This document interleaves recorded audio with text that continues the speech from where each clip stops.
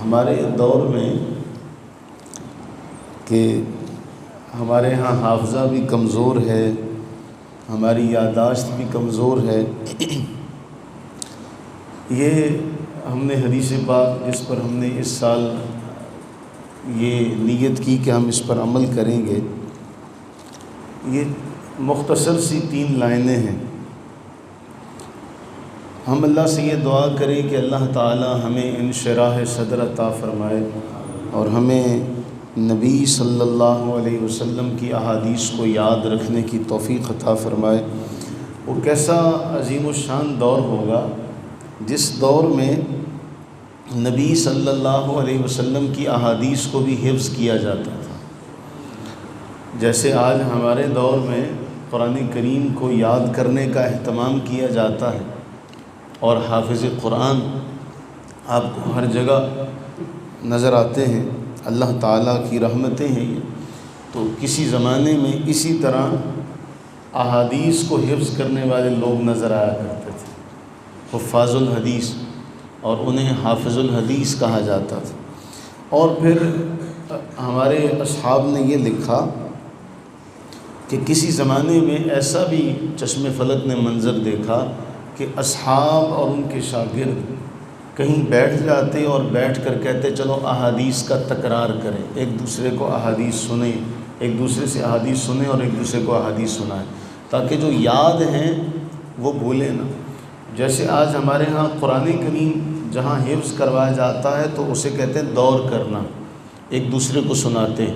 تو اس زمانے میں احادیث ایک دوسرے کو سنائی جاتی تھی۔ حضرت سیدنا ابو ہریرہ رضی اللہ تعالیٰ عنہ ہماری تاریخ کے وہ مظلوم صحابہ میں سے ہیں۔ ویسے تو بہت سے صحابہ ایسے ہیں کہ جن کے اوپر منافقین نے گرد ڈالنے کی کوشش کی اور ہم ان کا دفاع نہیں کر سکے، انہی میں حضرت سیدنا ابو ہریرہ رضی اللہ تعالیٰ عنہ بھی شامل ہیں۔ جو مخالفین ہیں ان کی طرف سے بلکہ کتابیں لکھی گئی، آپ حیران ہوں گے کہ ایسے ایسے لوگ دنیا میں پائے جاتے ہیں کہ انہیں نبی صلی اللہ علیہ وسلم کی دعا بھی نظر نہیں آتی، اور وہ اعتراض کرتے ہیں دیکھیں جی اتنی حدیثیں، 5000 کے قریب احادیث کا مجموعہ۔ ہم نے اس پر بڑی تفصیل سے کئی مرتبہ گفتگو کی ہے اور یہ ثابت بھی کیا کہ یہ جو جتنی بھی روایتیں ہیں ان میں حضرت ابو ہریرہ تنہا نہیں ہیں۔ یا تو ایسا ہوتا کہ وہ روایات صرف حضرت ابو ہریرہ رضی اللہ تعالیٰ عنہ بیان کرتے اور کسی سے نہیں ملتی، تو جو صرف حضرت ابو ہریرہ رضی اللہ تعالیٰ عنہ سے مروی ان کی تو تعداد ہی بہت تھوڑی ہے، یعنی باقی اصحاب سے بھی وہ روایات مروی ہیں۔ اب اس کے پیچھے جو وجہ ہے وہ ایک بڑی ہی اہم ہے، ہمیں یاد رکھنی چاہیے۔ اچھا، ایک اور بھی اعتراض ہوتا ہے، دیکھیں جی ان کا تو اصل نام کا نہیں پتہ۔ او بھائی یہ کوئی اعتراض ہے یا آپ جس کو اعتراض بنا رہے ہیں؟ اس طرح تو پھر بہت سارے لوگ آپ کو ملیں گے، بڑی بڑی نامور ہستیاں ہیں جن کے ناموں کے بارے میں دنیا شکوک و شبہات کا شکار ہے۔ یہاں تو اصل نام کسی وجہ سے لوگ نہیں لیتے، یہاں تو نسبت یہ تھی کہ نام ان کا عبد الرحمن ہے، جس طرح حضرت سیدنا علی المرتضیٰ شیر خدا رضی اللہ تعالیٰ عنہ کو ابو تراب یہ بہت پسند تھا۔ ابو تراب کا اگر کوئی جملہ کہتا تو آپ خوش ہو جاتے ہیں اس پہ کہ اس نے مجھے ابو تراب کہا۔ ایک بار ایسا ہوا کہ حضرت مولا علی شیر خدا رضی اللہ تعالیٰ عنہ اور سیدہ فاطمہ رضی اللہ تعالیٰ عنہ کے درمیان کوئی آپس میں بات ہوئی، جس طرح کہ میاں بیوی میں ہو جاتی ہے۔ تو حضرت مولا علی شیر خدا رضی اللہ تعالیٰ عنہ مسجد میں جا کے لیٹ گئے۔ تو مسجد میں جب لیٹے تو کچھ مٹی تھی جو آپ کی کمر مبارکہ پر لگ گئی تھی۔ اللہ کے نبی سرور عالم صلی اللہ علیہ وسلم گھر گئے تو اپنی لخت جگر حضرت سیدہ فاطمہ سے پوچھا کہ علی کہاں ہے؟ انہوں نے بتایا کہ اس طرح ہمارا آپس میں کوئی بات چیت ہوئی تو ایک دوسرے سے ہم تلخ ہوئے، تو حضرت مولا علی شیر خدا رضی اللہ تعالیٰ ناراض ہو کے چلے گئے۔ تو جب نبی سرور عالم صلی اللہ علیہ وسلم وہاں سے نکلے تو مسجد کے اندر دیکھا تو کہنے لگے قم یا ابا تراب، اے مٹی والے اٹھ۔ اے مٹی والے اٹھ، تو اس کے بعد سے کہتے ہیں کہ مجھے لفظ اتنا پسند ہوا کہ نبی صلی اللہ علیہ وسلم کی بارگاہ سے عطا ہوا ہے۔ اسی طرح حضرت عبد الرحمن، ان کے پاس بلی کا بچہ ہے اور یہ نبی صلی اللہ علیہ وسلم کے سامنے سے گزر رہے ہیں، تو حضور علیہ السلام میں، او بلیوں کے بچے والے، اے ابا ہر یا ابا ہریرہ، یہ ہرہ کہتے ہیں بلی کو اور ہریرہ کہتے ہیں بلی کے چھوٹے بچے کو، اے ابو ہریرہ، اے بلیوں والے۔ تو یہ نام ان کو اتنا پسند آیا کہ انہوں نے باقی سب ایک طرف کہے اور پھر تاریخ میں ابو ہریرہ کے نام سے مشہور ہوئے۔ نبی سرور عالم صلی اللہ علیہ وسلم کی بارگاہ میں حاضر ہوتے ہیں، بخاری شریف میں بھی روایت ہے، مسند احمد میں بھی ہے، عرض کرتے ہیں کہ یا رسول اللہ صلی اللہ علیہ وسلم، جو سنتا ہوں بھول جاتا ہوں، جو سنتا ہوں بھول آپ کے پاس حاضر ہوتا ہوں لیکن یاد نہیں رہتا، جو سنتا ہوں بھول جاتا ہوں۔ نبی سرور عالم صلی اللہ علیہ وسلم کی جو مختلف روایات اس میں ملتی ہیں، ان کا خلاصہ یہ ہے کہ حضور سرور عالم صلی اللہ علیہ وسلم میں ابسط رداک، اپنی چادر بچھاؤ۔ حضرت ابو ہریرہ فرماتے ہیں کہ میں نے چادر بچھائی اور آپ سرور عالم صلی اللہ علیہ وسلم نے نہ جانے کیا اپنے لب میں بھرا اور چادر میں ڈال دیا اور فرمایا اس کو اپنے سینے سے لگا دو۔ تو میں نے سینے سے لگایا، اس کے بعد سے جو سنا کبھی نہیں بھولا، اور لوگ بڑا حیران ہوتے تھے ان کے حافظے پر، ان کے حافظے پر بڑا حیران ہوتے تھے۔ ہم نے کئی بار یہ ذکر کیا،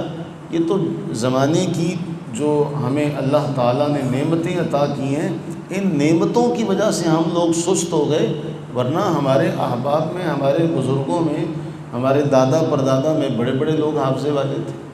آپ سارے جانتے ہیں کہ جس طرح سہولیات ملتی چلی گئی ہم سست ہوتے چلے گئے۔ حضرت انسان کا معاملہ یہی ہے نا، ورنہ آپ احباب میں سے جو بزرگ ہیں وہ کتنا پیدل چل رہے تھے، اور ہماری جو نئی نسل ہے وہ ذرا سا بھی کہیں جانا آنا ہو تو بغیر بائک کے وہ نکلنے کو اپنی شان کے خلاف سمجھتی ہے، پیدل نہیں چلا جاتا، ہمارا ماحول ختم ہو گیا۔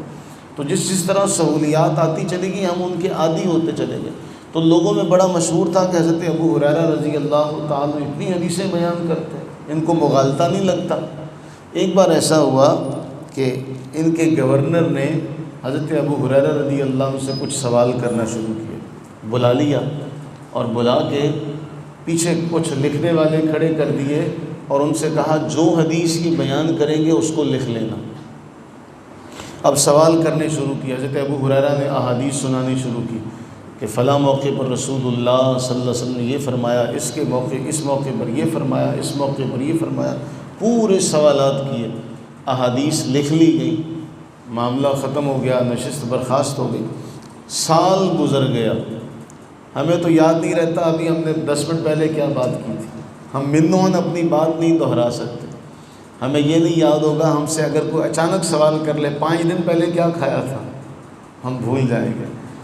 سال گزر گیا، سال گزرنے کے بعد دوبارہ معاملہ ہوا تو حضرت ابو ہریرہ سے کہا گیا وہ جی جو آپ سے کچھ سوالات کیے تھے نا تو وہ کہیں گم ہو گئے، تو وہ ہمیں کچھ دوبارہ بتا دیں، اور پیچھے انہی بندوں کی ذمہ داری لگا دی کہ چیک کرتے رہنا جو پچھلے سال حدیثیں بیان کی تھی ان میں کوئی فرق تو نہیں ہے۔ اور پھر یہی ہوا کہ جب حضرت ابو ہریرہ رضی اللہ عنہ سے سوال کیے گئے تو آپ نے انہی کو بغیر ایک بال کے فرق کے برابر، کچھ بھی نہیں، من و عن وہی احادیث وہی روایت ساری کی ساری اسی طرح بیان فرمائے۔ پھر وہ گورنر کہنے لگا میں آپ کو بتاؤں، معاملہ کچھ یوں ہے کہ لوگ بڑا اعتراض کرتے ہیں، تو ہم بھی لوگوں کی باتوں میں آ گئے، ہم نے کہا چلو چیک ہی کرتے ہیں کہ واقعی کہیں ایسا تو نہیں ہے۔ ہم نے پچھلے سال یہ احادیث لکھ لی تھی، ہم نے ان کو میچ کیا، ان میں ایک بال برابر فرق بھی نہیں آیا۔ آپ نے فرمایا تیری ماں تجھے روئے، اگر میں ایسا ہوتا تو پھر میں حدیثیں ہی بیان کرتا۔ اور ان کے پیچھے محدثین فرماتے ہیں صرف اور صرف نبی صلی اللہ علیہ وسلم کی دعا ہے، یعنی رسول اللہ کی دعا کا یہ معجزہ ہے۔ اور ایک اور بڑی بات، مسلم کی حدیث ہم نے کئی بار پڑھی ہے، صحیح مسلم کے اندر یہ حدیث ہے اور بڑی طویل حدیث ہے۔ حضرت ابو ہریرہ فرماتے ہیں کہ میری والدہ مجھے بڑا سخت سست کہا کرتی تھی، برا بھلا کہا کرتی تھی، چونکہ مسلمان نہیں تھی، تو میں ان کا فرما بردار تھا۔ ایک بار ایسا ہوا کہ تنگ آ کر نبی سرور عالم صلی اللہ علیہ وسلم کی بارگاہ میں حاضر ہوا، یا رسول اللہ صلی اللہ علیہ وسلم، میری ماں میں ماں کا فرما بردار ہوں، کچھ کہہ نہیں سکتا، تو ماں مجھے بہت برا بھلا کہتی ہے، بہت باتیں کرتی ہے، آپ دعا نہیں کرتے میری ماں مسلمان ہو جائے؟ آج کہتے ہیں جی حضور کے چاہنے سے کوئی ہدایت نہیں پا سکتا، آیات کو غلط طریقے سے جو ہے وہ بیان کیا جاتا ہے۔ حضور سرور عالم صلی اللہ علیہ وسلم نے دعا کے لیے ہاتھ اٹھائے، اے اللہ ابو ہریرہ کی والدہ کو ہدایت عطا فرما۔ رسول اللہ علیہ السلام کی ادھر دعا ہوتی ہے، یہاں ابو ہریرہ گھر کی طرف چل پڑتے ہیں، گھر کے دروازے پر پہنچتے ہیں تو اندر سے غسل کرنے کی آواز آ رہی ہوتی ہے، دروازے پر دستک دیتے ہیں، دروازہ کھلتا ہے تو ماں نے غسل کیا ہوا ہے، کہتی ہیں بیٹے مجھے کلمہ پڑھا لو، بیٹے مجھے کلمہ پڑھا۔ ابو ہریرہ کا گھر کوئی دوسرے محلے میں تو نہیں تھا جہاں جاتے ہوئے گھنٹوں لگتے، سارا کا سارا مدینہ یہ نبی سرور عالم صلی اللہ علیہ وسلم کا جو شہر مدینہ ہے، مسجد نبوی میں سارا کا سارا آ چکا۔ اب جب مسلمان ہو جاتی ہیں لوگوں کے دلوں میں تو وہی باتیں، تو پھر آتے ہیں لے کے اپنی والدہ کو، اے اللہ کے نبی صلی اللہ علیہ وسلم آپ کی دعا سے مسلمان تو ہو چکی ہیں، تو لوگوں کے دلوں میں بڑی باتیں ہیں، تو آپ دعا کریں کہ اللہ لوگوں کے دلوں میں میری ماں کی محبت ڈال دے۔ تو حضور سے جو مانگے وہ کہا قطرہ مانگا تھا، نبی سرور عالم صلی اللہ علیہ وسلم نے وہ میرے کریم سے گر قطرہ کسی نے مانگا دریا بہا دیے ہیں، در بے بہا دیے۔ تو دعا مانگی اے اللہ لوگوں کے دلوں میں ابو ہریرہ کی محبت بھی ڈال دے، ان کی ماں کی محبت بھی ڈال دے۔ وہ بھی تو دعا ظاہر ہونی تھی، وہ بھی تو دعا ظاہر ہونی تھی کہ مومنوں کے دلوں میں ابو ہریرہ کی محبت ہے، لیکن کس کے دل میں؟ ایمان والوں کے دل۔ ایمان والے ابو ہریرہ سے محبت کرتے، جو محبت کرے سمجھ لیں کہ حضور کی دعا کا اثر ہے، کہ حضور نے دعا مانگی اے اللہ ایمان والوں کے دلوں میں ابو ہریرہ اور ان کی ماں کی محبت ڈال دے۔ تو جو دعا حضور علیہ السلام نے مانگی وہ جن کے حق میں مقبول ہوئی ان کو ابو ہریرہ سے محبت ہے۔ دو باتیں ہیں، ایک تو آپ کا حافظہ نبی سرور عالم صلی اللہ علیہ وسلم کی دعا کی وجہ سے ہے، اور دوسرا آپ سے محبت بھی حضور کی۔ اللہ سے دعا فرمائیں کہ اللہ تعالیٰ اس بخشش کا، اس جود و کرم کا واسطہ کہ جو حضرت ابو ہریرہ کے لیے اللہ نے فرمائی کہ ان کے سینے کو کشادگی عطا کر کے ان کا حافظہ مضبوط فرمایا، اللہ تعالیٰ اس مضبوط حافظے سے ہمیں بھی کچھ حصہ عطا فرمائے، اور ہمیں بھی قرآن اور حدیث کو یاد رکھنے کی توفیق و ہمت عطا فرمائے۔ آمین ثم آمین۔